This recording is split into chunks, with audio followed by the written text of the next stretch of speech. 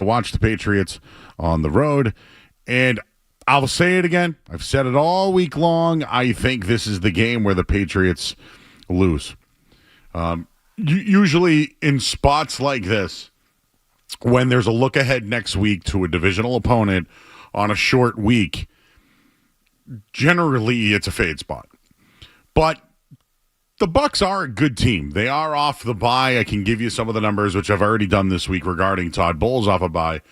The Bucs did win last year off their bye week, but there's some of their best players are still out, and there's still a lot of injuries on that team. But I think their defense isn't talked about enough. And I think when it comes to Todd Bowles and his defense, historically he's been an outstanding defensive coordinator. And obviously he's the head coach now, but the Patriots have struggled. Josh McDaniels in particular has struggled when it comes to Todd Bowles' defenses. And I think this is the week that they do, based off some of the stats that I'll give you in just a little bit here. But going on the road, 5 in a row for the Pats, just looking at it on the long term, I think this is the week they go down. But how many times have I said that before with this group, right? I thought at some point there'd be a trap game with the Saints, and the refs were in on it. I said last week Atlanta would keep it close. They did. So I at least feel like I have a read on the Patriots, even though they keep on winning. But there are some numbers that I just wanted to bring out. It's Drake May facing a dangerous defense. Dan Orlovsky this week, or today actually on ESPN, mentioned that this is a tough matchup. He says this will be the biggest challenge for Drake May in his career. The defense, very good against the run, and they constantly make you think and change the questions when you're at the quarterback position.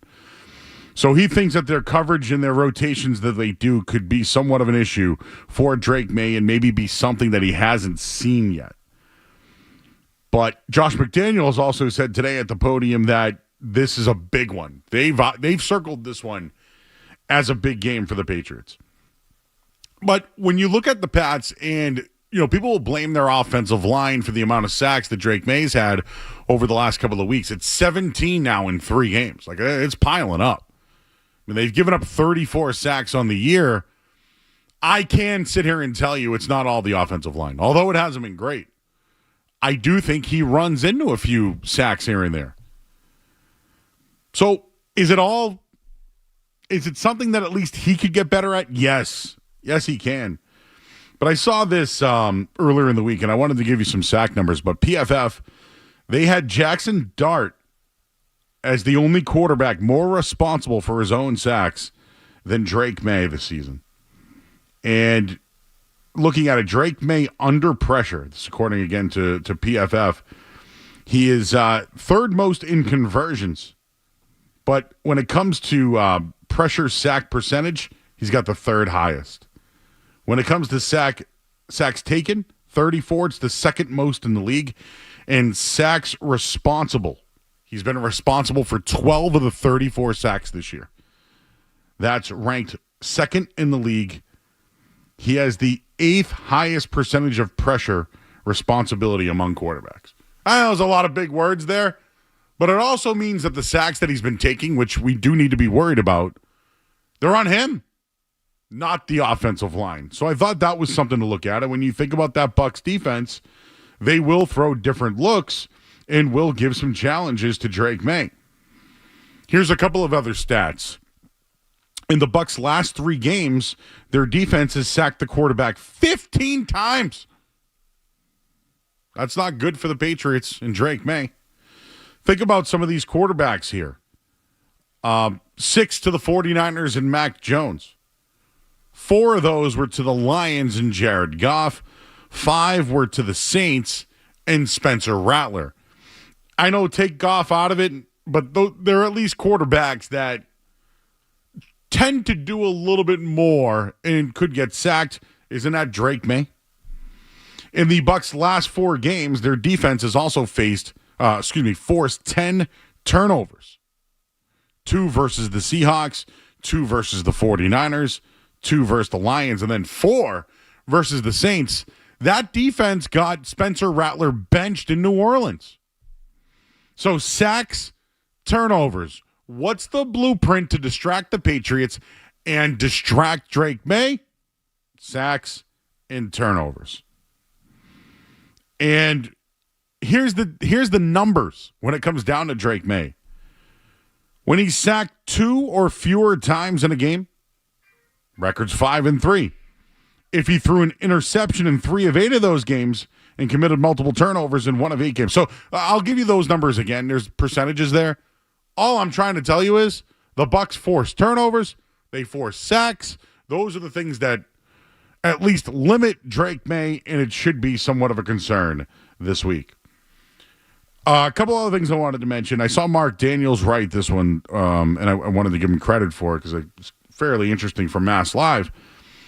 When the Patriots take on the Bucs this week, it's a good time to revisit what happened this offseason.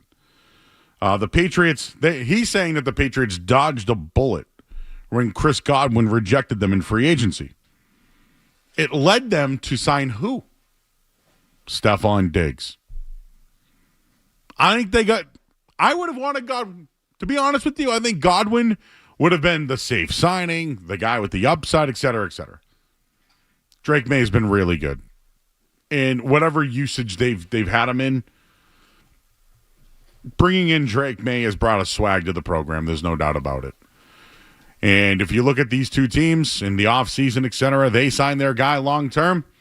Patriots went and got Stephon Diggs, and it's certainly working for Drake May. Also wanted to mention another thing when it comes to special teams this week. Their punt returner averages 14 yards per return. It's Cameron Johnson. Watch out for that one. And the midseason all-rookie team has been announced.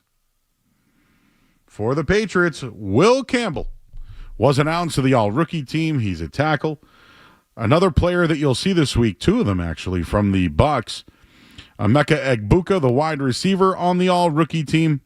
And Jacob Parrish, who's a nickel corner. He will be on the all-rookie team. So, there we go. We'll take a quick break.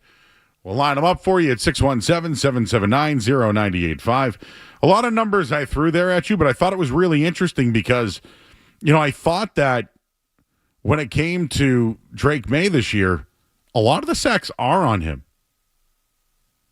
A lot of them are. And I just wanted to back up some of those numbers and why the Bucs are an issue this week. Because that's what they do. They force turnovers and they force sacks. So 617-779-0985. You can join us on YouTube as well. I'm locked out on my computer, so this is all off the top of my head. That's why I screwed it all up.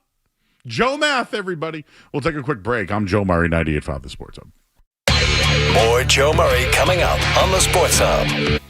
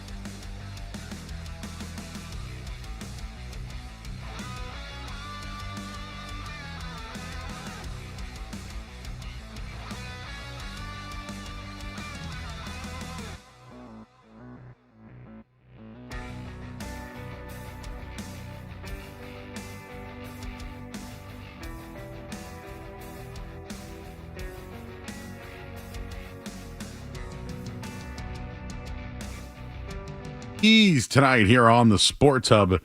And I wanted to play that Marco Sturm because since that outburst, I guess, the Bruins have won 5 of 6 since then. They've won 4 in a row. Tonight, you'll see the return of Linus Ullmark to Ottawa. He struggled this year. He has struggled. Eunice Korpisalo will be in net tonight for the Bees. I mentioned this the other night as, do they go back to the platoon? Go back to maybe what, I don't want to call it the identity because that's what the old team was, but Korpisalo talked about wanting to play more last year. And with all the struggles that Swayman has, maybe it's good to keep Korpisalo tonight and have Swayman go again this weekend. So that I thought was fairly interesting tonight, considering Swayman got smoked by. Maybe it's a good move there. The lines again this morning: Hustadinov, Pasternak, Geeky. You got Zaka in between Arvidsson and Middlestat, Minton, Kastelik, Janot, and then Corrali, Isamont, and Beecher. Zadorov, McAvoy, I love that pairing. One more time, Peak, Lindholm, and tonight the Yakaharu. I hope I said it right. Who sometimes drives me crazy. And then sometimes I'm like, hey, he's not actually that bad. But I mentioned Mason Lohrei being out of the lineup tonight, benched, I guess. Since then, the last 4 games since Mason Lohrei has gone down, Charlie McAvoy has 5 points. He's a +2. Hampus Lindholm has 2 points. Peak has a point. Zadorov has a point. Is it Asperat? And Yoki, no points. But prior to that, they struggled, man. McAvoy had 6 points. Yoki had 3. Zadorov only had 3 at that time. Lindholm wasn't a part of the mix. But Lohrei did have 6 points. Struggled. Just feel like that's a big part of maybe some of the changes is him not being in the lineup tonight. So we'll get into the Bees. I'll give you some maybe some bets tonight. The over-under is 6, so that means a high-scoring game. But just wanted to recap some of these Patriots numbers one more time before the weekend. Drake May, these are the percentages, okay? I just saw this from the Joe Murray research team, just sent this to me as I'm looking on my phone. Last year, Drake May was sacked in about 9% of his dropbacks.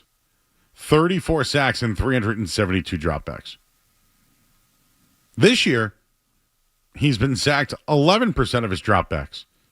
34 sacks and 289 of them. So if you look at it, percentage-wise, he's on the same pace as Lamar Jackson, right? Who's a running dual-threat quarterback. Like, maybe that's what I need to accept it at. Maybe that's a Joe problem here. He's getting hit a ton. He's getting hit a ton. This is the weekend I'd watch out. The weirdest things happen on short weeks. The weirdest things. And I doubt that. I don't think Booty's playing this week. I'd keep him out probably the next 2 games, have him ready to go for Cincinnati. That's what I would do. I'm sure he wants to get back out there. I'm sure. But I thought last week, although he was hit a couple of times and had the turnovers, Drake May, when the game's on the line, knows how to make the right plays. I'm just hoping he can stay upright for the entire season. Because I told you the pace that he's on, right? It's a Lamar Jackson pace. What's his biggest issue? Can't stay healthy. Can't say that about Drake May just yet. Can't put him in that category. Can't even go there at this point. But if he goes down, this thing looks really different. And I think we all know it. So, a little bit of a revenge spot tonight for the Bruins as they host Ottawa. You'll hear the game coming up in just a little bit. Ryan and Bob will take over. A couple of things to watch tonight that I'm looking at.